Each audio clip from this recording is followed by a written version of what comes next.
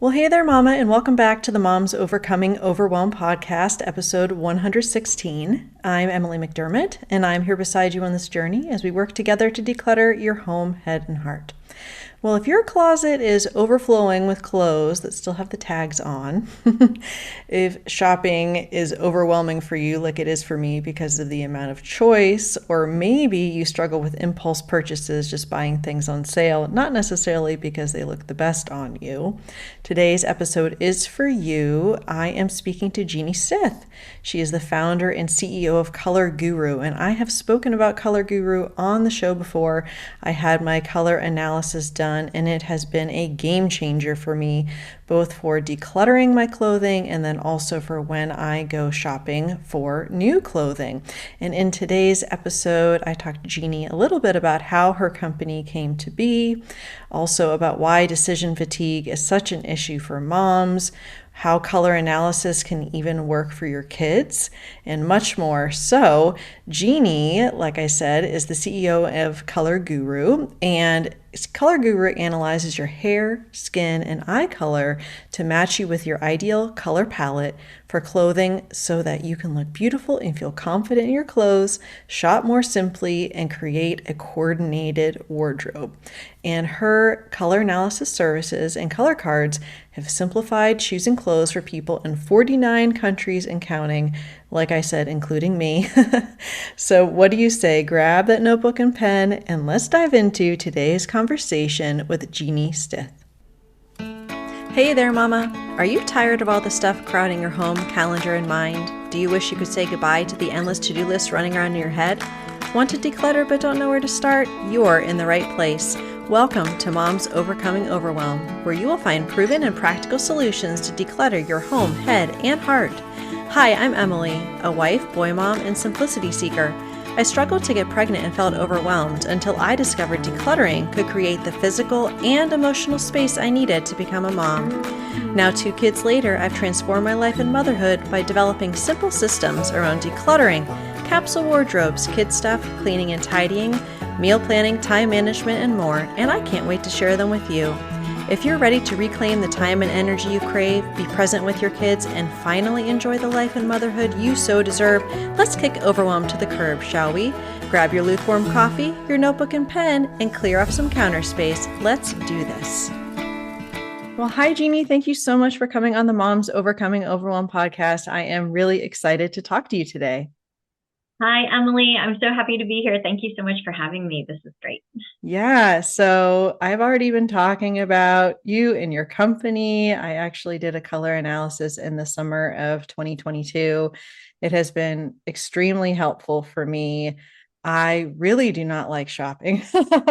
Maybe that makes me a good minimalist. I don't know. But when I actually do need to go shopping, I come armed with my color card, and the very nice salespeople will be like, "Oh, do you need any help?" I'm like, "No, I'm good." Got Hey. my card with me. So I'm just really excited to talk about you and what you do, and like how what you do helps simplify our lives, because as overwhelmed moms, we need all the help we can get in that department. So I would love it if you could introduce yourself and tell us about you and your family, how you serve women, and then also when you're not doing all of those things, if there's anything you'd like to do just for you. Oh, yeah. So I'm so excited you're using your color card. And okay, I will give you a quick introduction. So my name is Jeannie Stith. I started Color Guru, which is my company we're almost 10 years old at this point. And I started it, well, just to start, I will say that Color Guru, what we do is we analyze our customers' hair, skin, and eye color to match them with their ideal color palette for clothes, so that you can look better in everything you wear, shop more simply, and create a wardrobe that easily coordinates. And so I started Color Guru because what really happened was my aunt told me I was buying all the wrong colors for myself. And I was like, I didn't even know there were right colors. What are you even talking about? She was like, no, I want you to get your colors done. This is the best thing ever. It's like life changing. And so we looked and looked for someone to do my colors, and we couldn't find anyone. This is like 20 years ago. I live in the Philadelphia area, and we couldn't find anyone. And I was like, okay, well, whatever. I kind of forgot about it. And then randomly, like a year later, I heard about a woman who was a retired image consultant, and she was still doing color consultations out of her home, like in the suburbs of Philly. So I went to her, had my consultation, and she gave me a color palette that was ideal for me. But I will say it was a bit dated, like the colors on the card, like some of them I couldn't really find in stores. I felt like a lot of these colors are kind of left over from the 80s, and it was an old system. And, but still, even though that was the case, it transformed my wardrobe over the course of the following year because I had always had a problem with my clothes. Now, I am kind of a minimalist too. So, like, I had really done a great job with the rest of my house. I had really pared down. I had kind of gotten very, I had gotten very disciplined about not bringing a lot in, but my closet was the place where I had none of that. I mean, I had clothes coming out of the drawers. I didn't have enough hangers for my clothes. So I remember dreading laundry day because I was like, I'm going to end up with a pile on my floor and I'm going to leave a lot of the stuff in the basket because I don't even have enough hangers to put them in my closet. I don't have enough room in my drawers. And how is it that I still can't come up with an outfit I like? You know what I mean? Because I really did think at that point, I'm like, this has got to be a numbers problem, right? Like if I just get more, I will have to end up with some things that go together that I like, but it wasn't happening. And part of the reason was there was just too much that I couldn't even see what I had. So anyway, when I got that first color consultation, I weeded out my closet in a big way. I basically got rid of almost everything that wasn't in my colors. I just started wearing my colors, and it just solved the issues in my wardrobe. When I would go shopping, I'd be like, I'm only going to buy my best colors. I mean, now that I can see these colors do look really good on me, why would I want to wear other things, right? So it immediately gave me boundaries for shopping that I had none of prior to that. I was just impulse buying really when it came to clothes. I was like buying something and then like 2 weeks later, sometimes I'd be like, I don't like this anymore. Did I like this at the store? Because I'm putting it on at home now and I don't like it. Like, what is that about? And then I'd feel guilty. I'm like, I wasted that time. I wasted this money. Do I have to now take it back? That's like more time. It just was such a headache. Once I got my colors, I just started bringing in things that were my colors.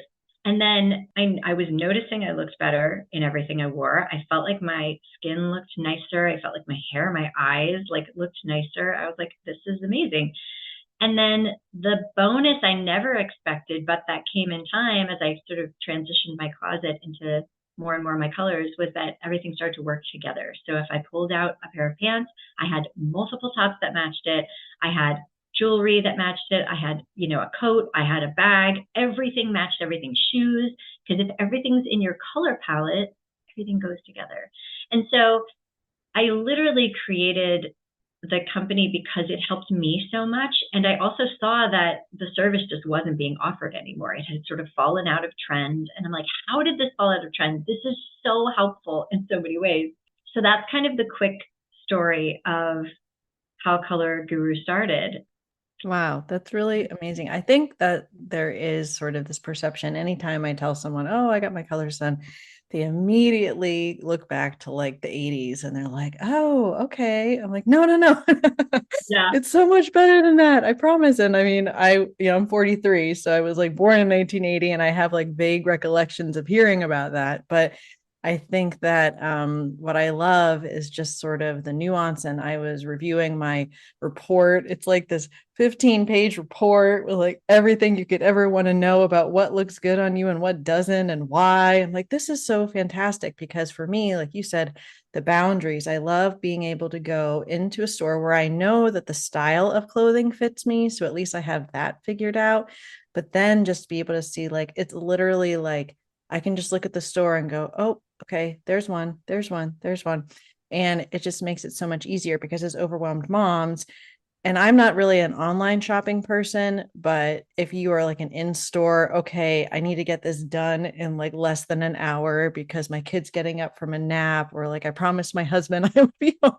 You really have to be focused, with the shopping. So I just really appreciate that you went with, like you said, what helped you and saw that gap in the need and the marketplace, especially I know for moms that they go into that full closet with quote unquote nothing to wear, right?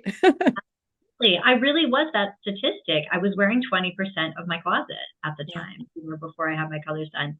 And now I wear probably 90% of my closet. I still make the occasional, like, purchase where I'm like, I don't know how to wear this thing. It's not perfect, but it's so much better.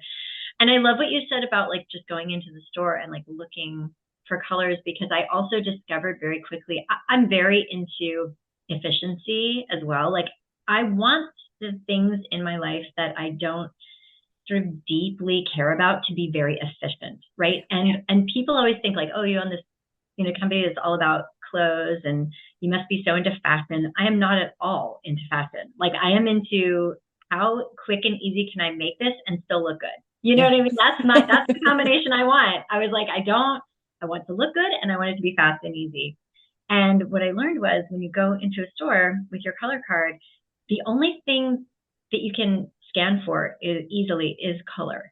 So I always tell, our customers, shop color first, because it's the only thing you can go into a store and quickly scan for. The other two parts of dressing, it's not just about color, but like you said, it's about style, your personal style, and then your body shape. So like I know that I look good in a fit and flare dress and I can't wear a shift dress to save my life because my body's too curvy for it, for example. So like, but if I were to try to shop by shape first or style first, I would have to like lift up every garment and assess it. Whereas you can I avoid whole racks of like shades that don't look good on me. I just don't even touch them ever. I just scan for my colors and then I look at it and go, is this a shape that's gonna look okay on my body type? Are the pants short enough because I'm very petite? Is this a style that I like? And then everything I take into the dressing room color wise is like already done deal.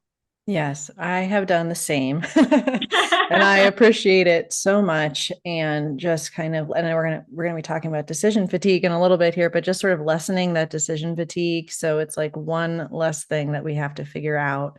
And I was just curious. I know that you're a mom of two girls, and obviously the wardrobe aspect of this and what you do for your job that has helped streamline that part of things. But was there any particular time, either maybe it was at the beginning of your motherhood or recently, where it was kind of like this overwhelm of maybe probably not too much stuff for you if you were naturally paring down, but maybe it was routines or some other area where you were like, oh my gosh, this is like super overwhelming and complicated, and I need to, like you said, be more efficient and kind of make things simpler. And can you tell us a little bit about that? Yeah, sure. I feel like when I became a mom, so much became overwhelming. And I feel like one of the things that was big for me was like the mornings. When my kids got a little bit older, getting ready for school in the morning. And I felt like every morning was just felt kind of stressful and it just wasn't the way I wanted to start the day. One of my older kids, my older daughter has ADD, so it was like hard to sort of keep her on task because she was getting distracted very easily. Like I tell her to go put on her shoes, and she'd get distracted by like tons of things on the way to her shoes, And so I was like, we just need a better way. And the best thing I ever did, and it's so simple, but like I made them checklists for the morning, like a dry erase check. Like I basically printed out a paper and put checklists like put on your shoes, brush your hair, brush your teeth, get yourself some breakfast, all the things that they needed to do.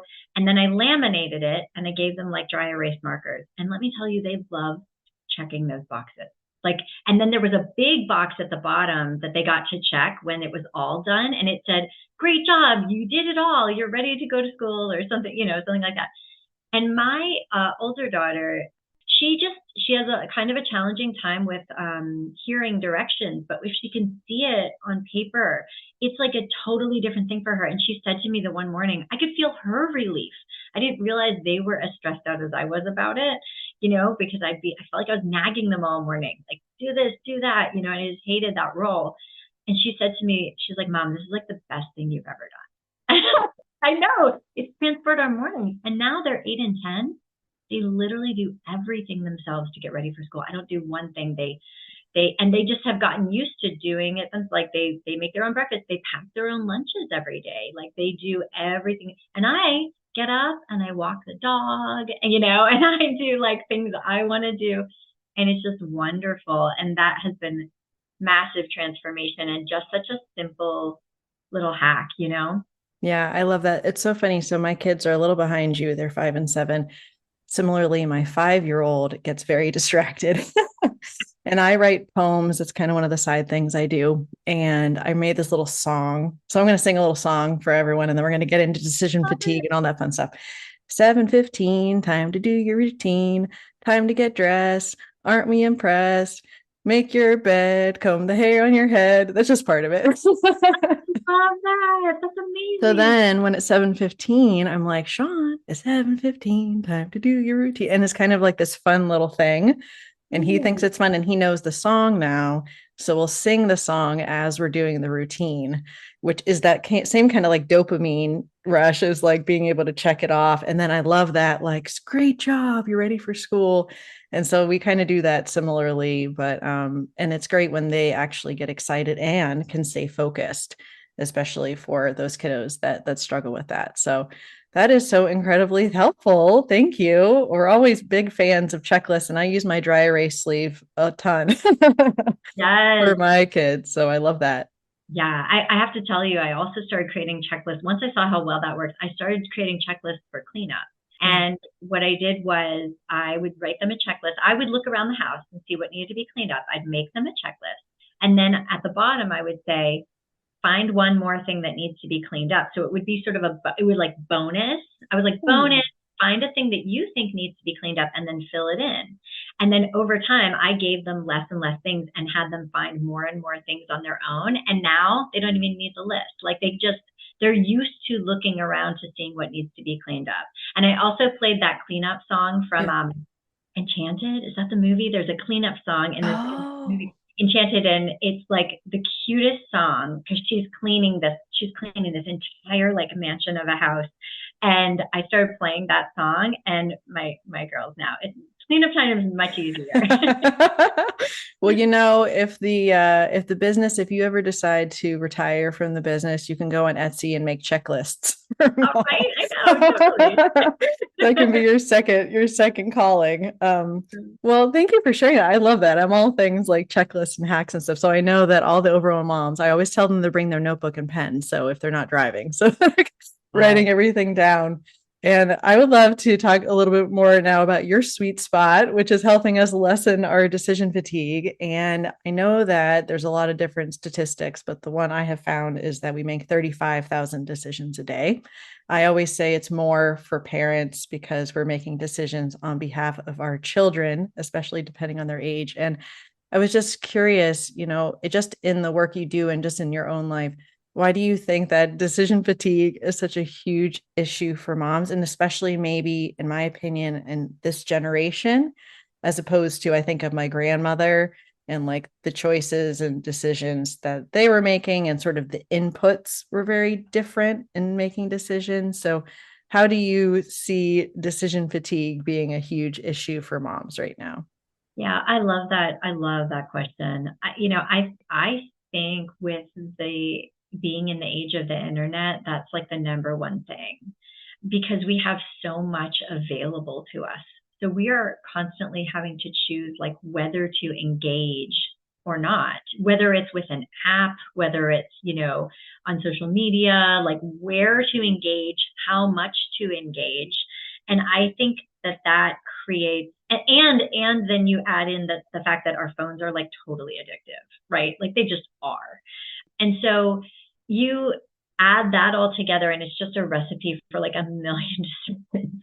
Unless you're completely staying offline, which is really kind of impossible. Like I took my girls the other day to a zoo when we were traveling, and we wanted to like rent this little scooter because it was like a massive zoo, and my feet had hurt because we were on vacation and walking a lot the day before, and you couldn't rent the scooter without an app. You know what I mean? You had to download the app, and then you pay through the app and like do everything through the app. And I'm like, oh my gosh, you can't just like disengage from your phone. You can't live anymore that way.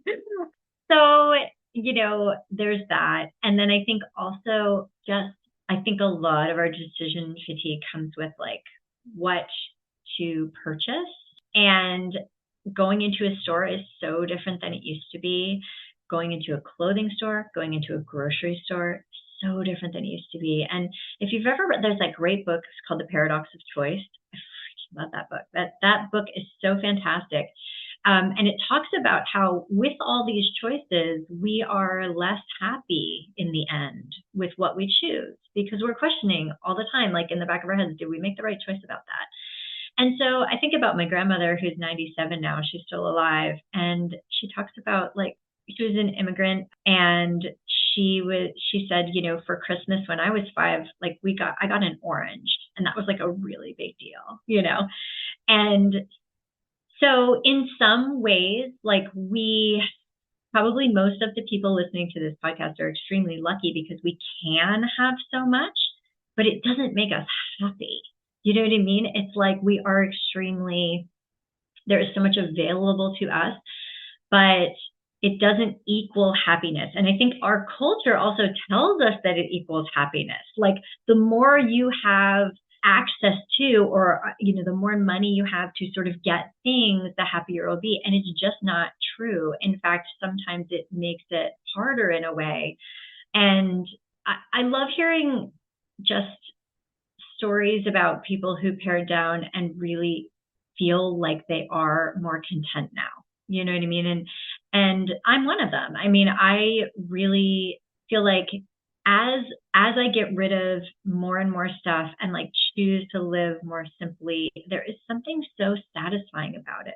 There's something so satisfying about fixing something that you have, like even just putting a button back on a shirt, like I find incredibly satisfying. Like, oh, I'm not getting rid of that shirt. I'm like fixing it, And I feel like that just used to be a normal part of life. Like my grandmother never would have imagined throwing away a shirt because it lost a button. She would have replaced the button, sewed the button back on, whatever. But we are so like disposable in our culture. Like everything is so disposable.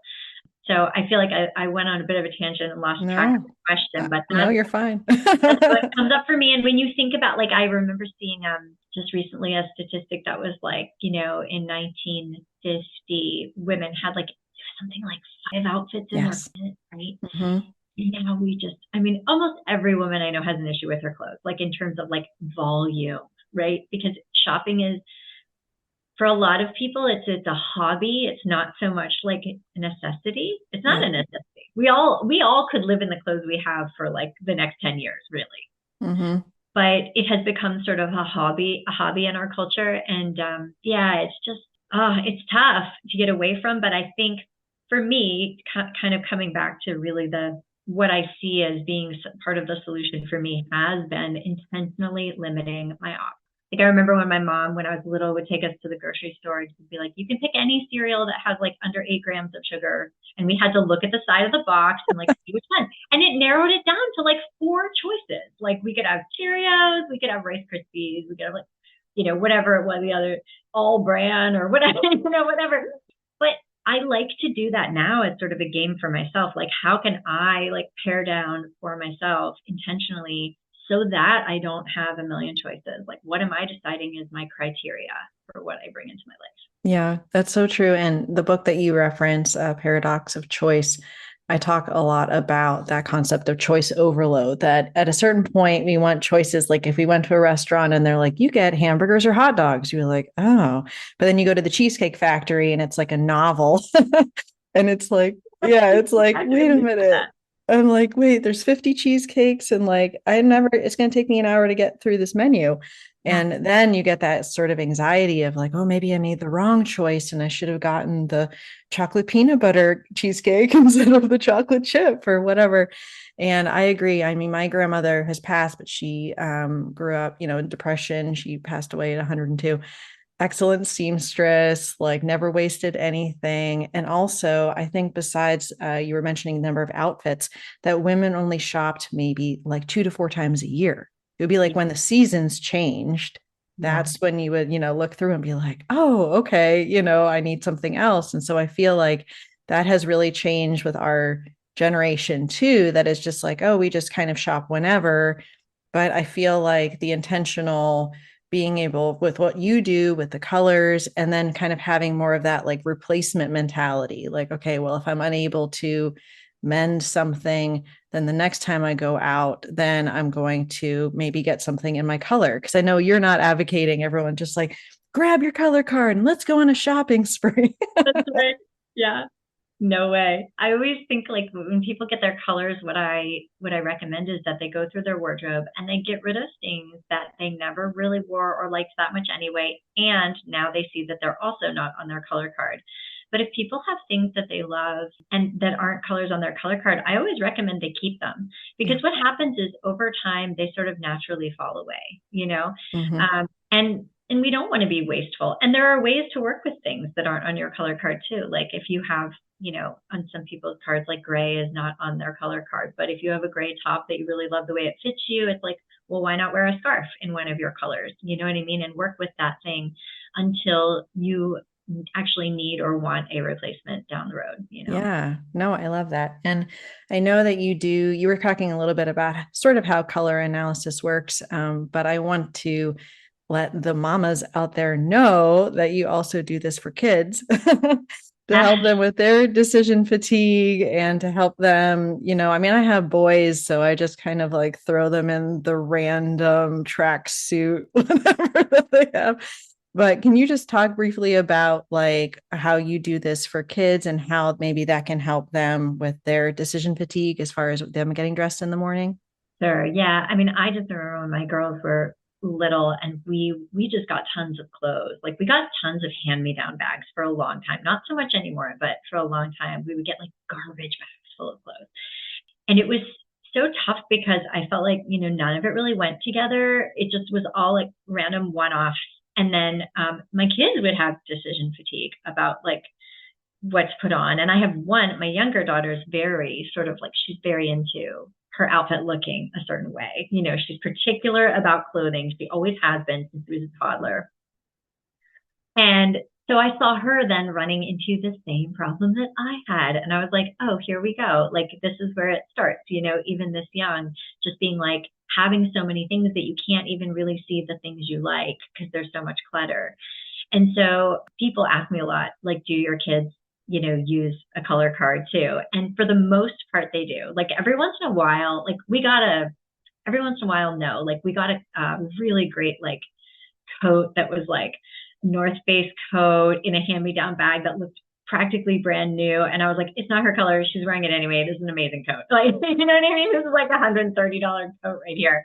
Not in her colors. That's fine. But for the most part, I have them in their colors for the exact same reasons that I wear mine, is because like it immediately pairs down their wardrobe, and it helps them match things together really easily. It just makes it easy and seamless to kind of quickly match an outfit and go, so it's just efficient for the kids as much as it is for the parents.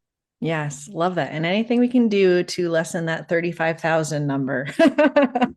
We want to make sure that we do that. And I know that for the color analysis, as far as like, you're sending, it depends on the package you get, I know, but, sending your photo in and then it's several photos in different light and everything. And I want to make sure I give you time to tell everyone how they can connect with you. And maybe you can give just kind of a brief overview of like, what if someone was interested and they go in the show notes today and click on the link, they can expect kind of for the next steps. Sure. So the website is colorguru.com. And if you get a package with us, like you said, Emily, we require 7 photos because everybody has seen how you can go outside and take a photo and then come inside and you look very different. And so we require 7 photos so that we can see what is consistent in your coloring throughout those different photos in different lighting and different situations. And then also we require one photo without makeup, minimum of 1 photo without makeup.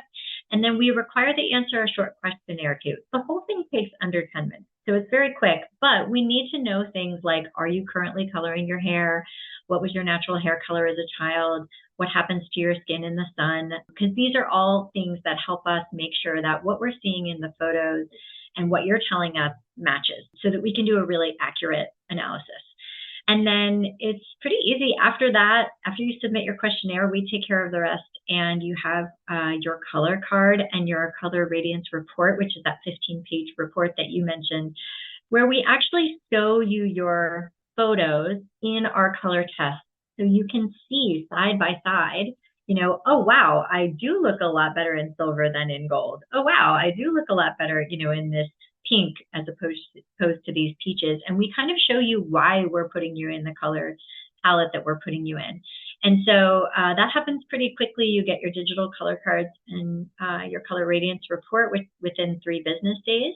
And then we mail you laminated cards in the mail as well. Even every package gets the laminated cards. So that's nice to have with you in your purse or pocket when you go shopping. Yes. And I recently did it for my makeup as well, because I replace my makeup every so often. And then I was taking advantage of some of the sales. So you get all the makeup you could ever want. And so it's been incredibly helpful for me. So thank you for what you do, Jeannie. Thank you for helping all of us overwhelm moms.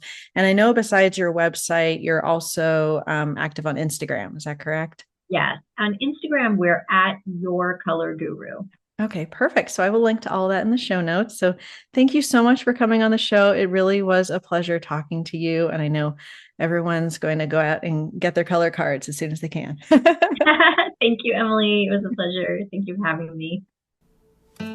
If you like today's podcast, here's what you can do. Just take 30 seconds to leave me a review. I know you're a busy mama. You're overwhelmed, in fact, but 30 seconds of your day makes such an impact. I'll be blessed by your words. They'll definitely make my day. And who knows, you might be entered for this month's giveaway. In Apple Podcasts, scroll down to write a review. Thanks so much for your time. I'm so grateful for you.